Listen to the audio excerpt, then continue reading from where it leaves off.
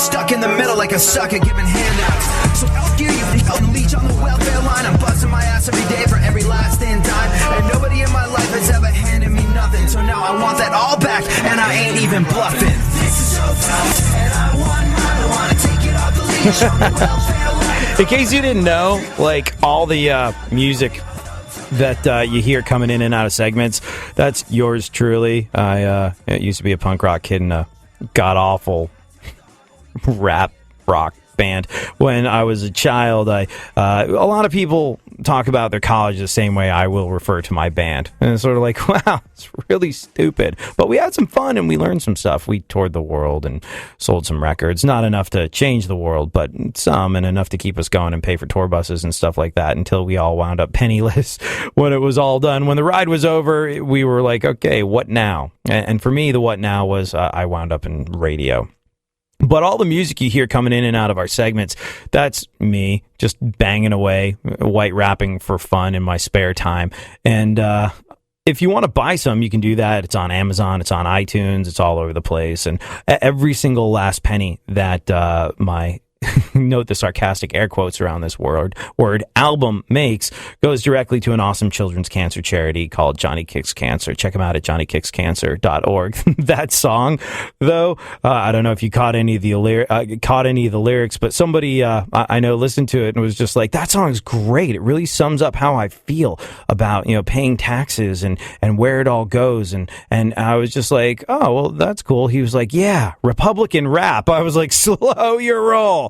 I don't know if that's really what I was shooting for. If that's a meaning you choose to place on it, that's fine. But I was like, what the hell did I just do? Did I just invent a new format of music? Republican rap? Yeah. If there's a brush I don't want to be tarred with, musically or ideologically, I think it's that one. So maybe I shouldn't be talking about it. If you're just joining us, we're kind of talking about the power of knowing where the hell it is you're going. If you have a clear idea of what you want, you stand a much better chance of getting there. And I've been making the comparison all day. But if you look at maybe civil rights folks now, like Jesse Jackson, or I don't know, they come up with these vague ideas that sound great. Justice, equality, hope, change, faith.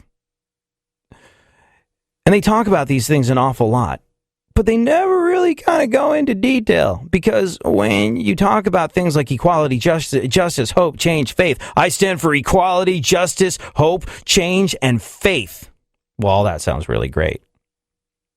But when you get into the definition of what it is, or what that looks like, or, okay, equality, what would that look like?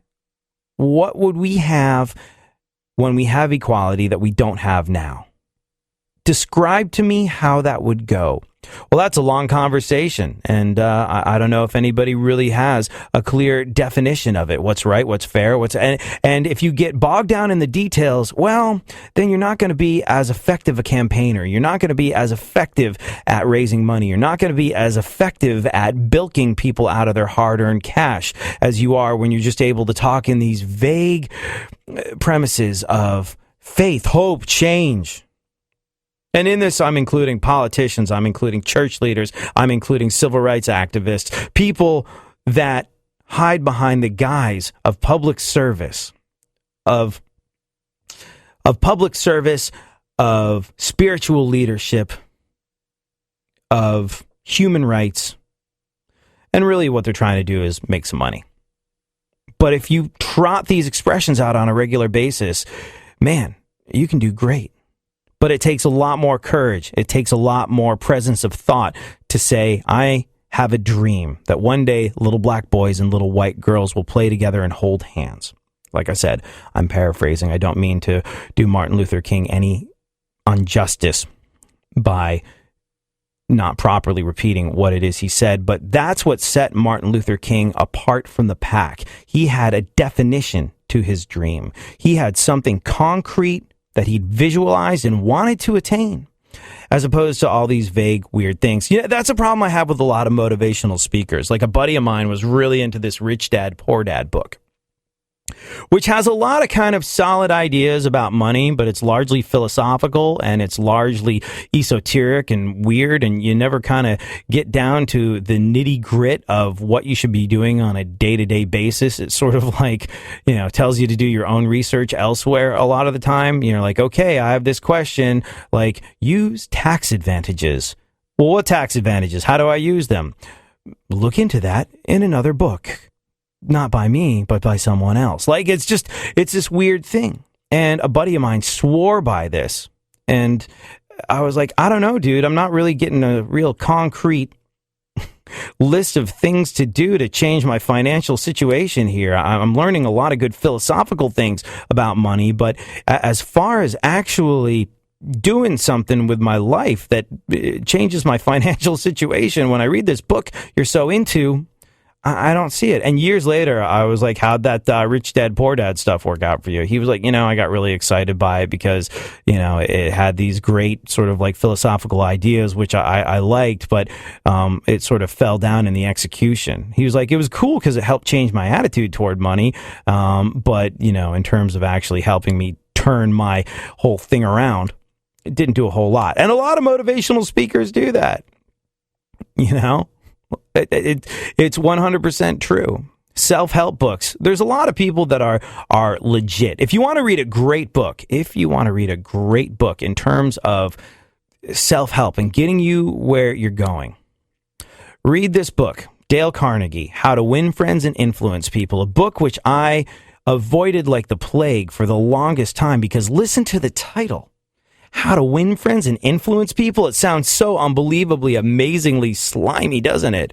It just makes you, if I saw somebody reading that book before I read it, I was like, okay, that guy's a slimy individual who I will not trust ever again. Anything nice he ever says to me, I'll look at with suspicion because he's just trying to win friends and then influence them.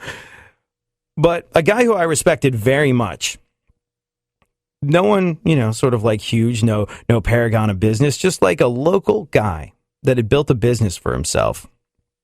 I really liked how he went through life. It was this guy that ran, of all places, a haunted house that I would go to a Halloween radio station appearance at every once in a while. And, well, during the Halloween season. And, man, this guy was kind of like, I don't know, he comes across like a gruff carny, but you started talking to him. He's a really, really smart individual. Like, he knew tons about business. He knew tons about running his store. He knew tons about owning the real estate underneath his store. He knew tons about driving. He was very, very smart individual. But I noticed something else. He had this kind of gruff exterior, but he really looked after the people that worked for him. He was awesome to them. And in return, they were awesome to him. He created an environment where people were having a ton of fun and making pretty good money compared to other haunted houses, from what I understand. And that's neither here nor there, but like, I just really liked the way he ran his ship, and we were just chit-chatting. He was like, man, you got to read this book. I was like, what? He was like, How to Win Friends and Influence People. I was like, I've avoided that thing my entire life because it sounds slimy. He was like, it does. The title is misleading. Just read the book. Promise me you'll read it.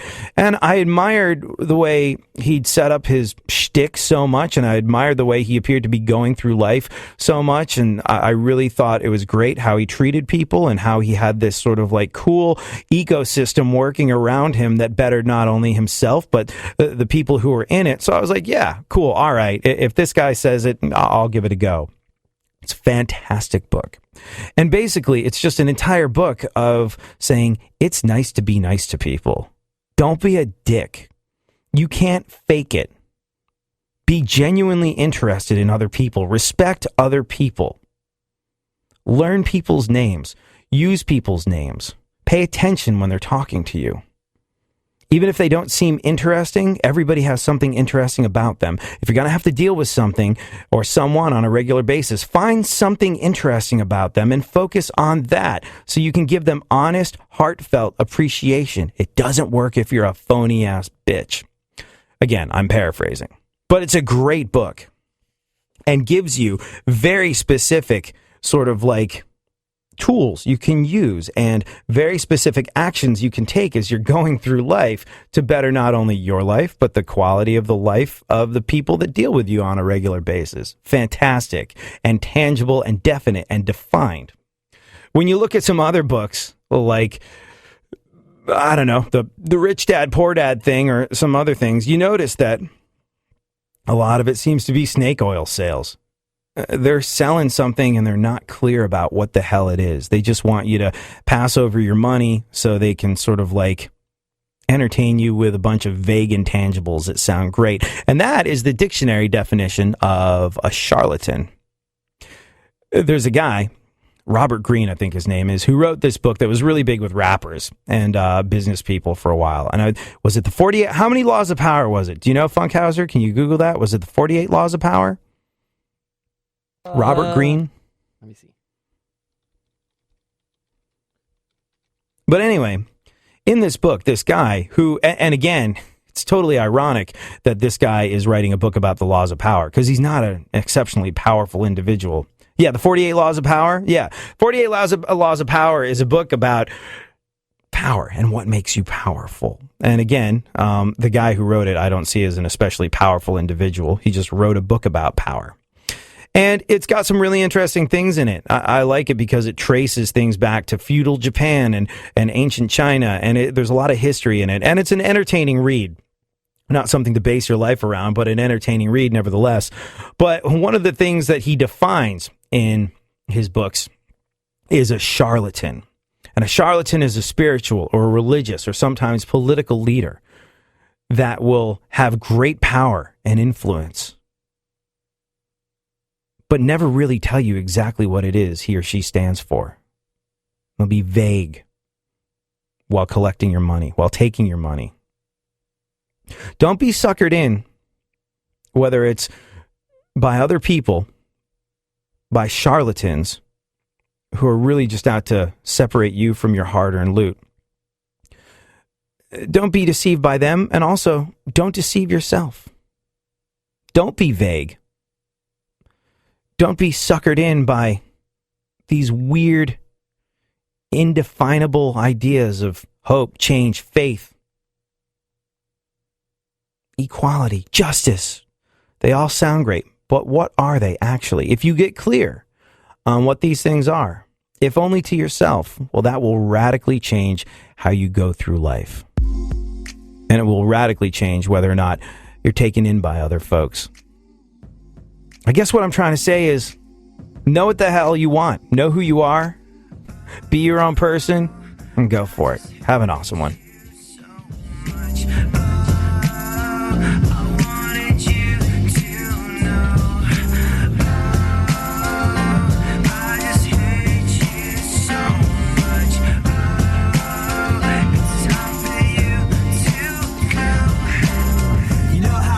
Sometimes you feel like it's cool to turn the other cheek and give people the benefit of the doubt even when they don't deserve it. And sometimes you feel good about yourself.